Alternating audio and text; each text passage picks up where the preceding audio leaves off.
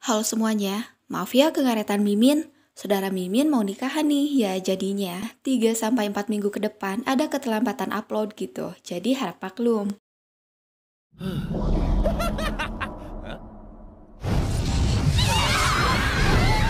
焼けるやつらだ。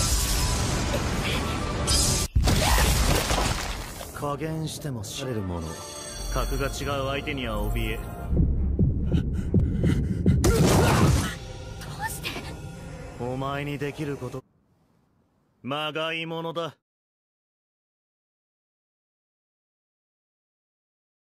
2000 tahun yang lalu di era mitologi, negara para manusia dibinasakan. Hutan yang dihuni para roh dibakar menjadi abu. Para dewa dan dewi pun dilenyapkan. Selain itu, terdapat sesosok Raja Iblis yang ditakuti. Ia menaklukkan makhluk lain dengan kekejaman yang luar biasa. Dan yang berani menentangnya hanya akan dimusnahkan. Devil's Gate adalah sistem pendidikan untuk melatih para keturunan dari Raja Iblis untuk menjadi Raja Iblis yang baru. Sudah 2000 tahun sejak kematiannya, dikatakan bahwa Sang Raja Iblis akan bangkit kembali tahun ini. Di antara para calon murid akademi, terdapat anggota generasi kekacauan yang kemungkinan menjadi reinkarnasi Raja Iblis. Film pun dimulai. Nampak seorang perempuan yang bernama Misa Necron. Sambil mendekap surat, ia berjalan menuju Akademi Raja Iblis. Bersamaan dengan itu, nampak murid lainnya kuku lutus, di mana mereka yang sebagai anggota kerajaan seharusnya tidak ikut ujian.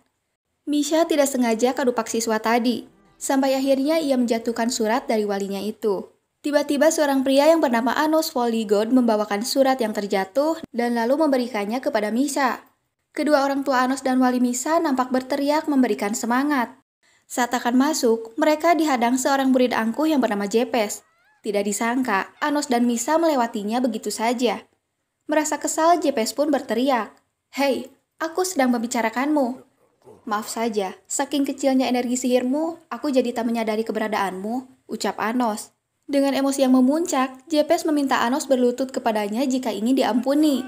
Sampai Jepes mengancam sambil mengeluarkan api kegelapan yang pernah membinasakan para dewa.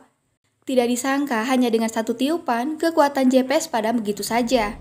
Lalu dengan sihir kata-katanya, Anos berhasil membuat Jepes tak berkutik. Lalu menyuruhnya diam di tempat dan menyesali sikap buruknya.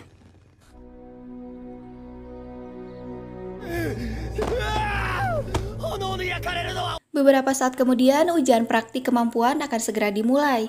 Dalam ujian praktik ini akan dilakukan duel 1 lawan 1. Peserta yang kalah maka dinyatakan tidak lulus. Kelima pemenang yang lolos ujian praktik setelah melewati uji energi sihir dan bakat akan diterima menjadi murid Akademi Raja Iblis. Dan ternyata Anos akan melawan Jepes. Jepes menggunakan jirah anti-iblis. Ia yakin kalau Anos tidak akan bisa menyerangnya. Ya, dengan sombongnya, Jepes percaya diri kalau dirinya akan memenangkan pertarungan tersebut. Sampai akhirnya Jepes akan menyerang Anos dengan menggunakan pedang sihir Jeprid. Yang seperti itu kau sebut pedang sihir, ucap Anos tanpa rasa takut. Jepes memberitahu kalau pedang Jeprid adalah pedang era mitologi yang diwariskan turun-temurun di keluarga Induk. Pedang ini melipat gandakan kekuatan sihir Jepes 10 kali lipat. Kalau tingkatannya cuma 1, berarti cuma meningkat jadi 10, bukan? Mendengar itu, Jepes nampak kesal. Tidak disangka, dengan hembusan napas, api pedang yang membara itu pun padam seketika. Para penonton nampak terkejut. Lagi pula, bertarung melawanku itu merupakan sebuah kesalahan. Akan kuberi kemudahan. Aku tak akan bergerak selangkah pun dari sini. Aku tak akan menggunakan sihir, atau memasukkan energi sihirku dalam kata ataupun napasku. Tanpa menyentuhmu, aku bisa mengalahkanmu. Mendengar itu, Jepes kira kalau itu hanya gertakannya Anos mata. Belum juga ia bertindak, Anos telah membuatnya di ambang kekalahan. Ya, Anos ternyata menggunakan detak jantungnya untuk menyerang. Dengan sombongnya, Jepes mengatakan, sampai mati pun ia tidak akan menyerah. Dengan jentikan jarinya, Anos menggunakan sihir pembangkitan. Jepes mati lalu bangkit kembali.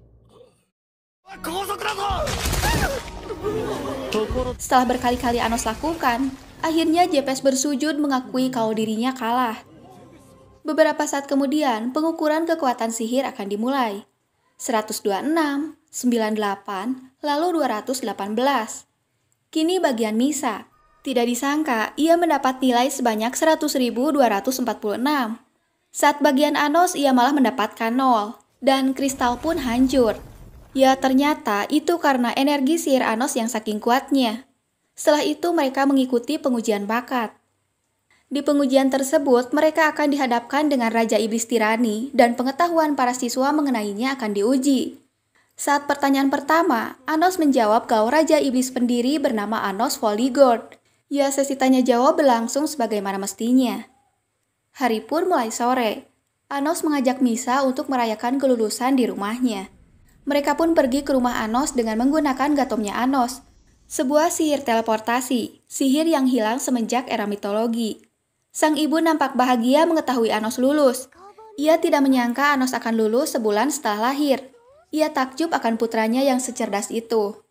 Melihat gadis di belakang putranya, sang ibu menanyakan, siapakah dia? Dia Misa Nekron. Aku berkenalan dengannya di akademi tadi, ucap Anos. Ibu Anos nampak terkejut, mengira kalau Anos begitu cepat memperkenalkan calon menantu. Ia pun riweuh sendiri sementara Anos meminta maaf kepada Misa karena ibunya yang suka asal menyimpulkan. Tidak disangka sang ayah malah ikut-ikutan. Mereka berdua begitu bahagia. Hari pun mulai larut. Nampak Anos mengantarkan Misa pulang. Di tengah perjalanan, tiba-tiba mereka dikelilingi sihir pencipta. Nampak seorang pria yang mengatakan kalau dirinya adalah seorang raja iblis yang bernama Lord Chindu.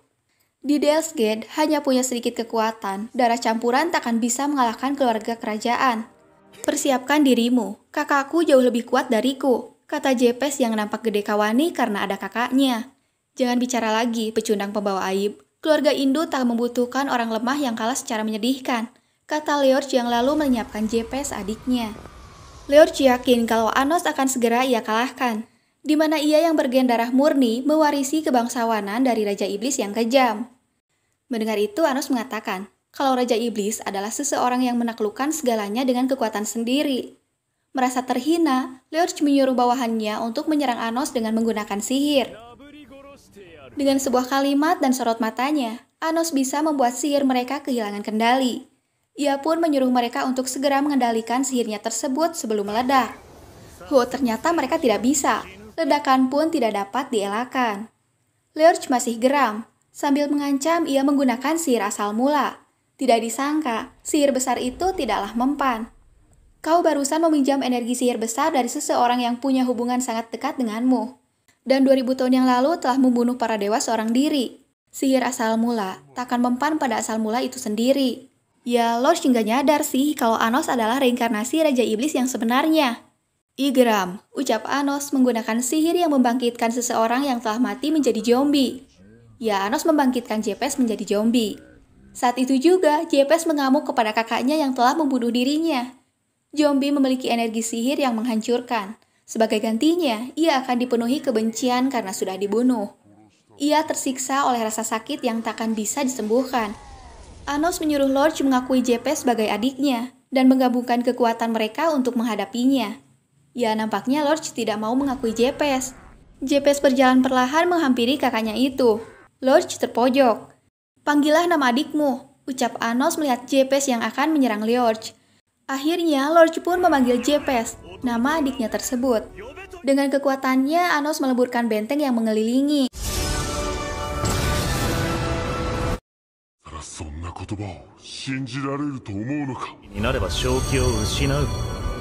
Lalu nampak Lorch dan Jepes yang kini terdiam.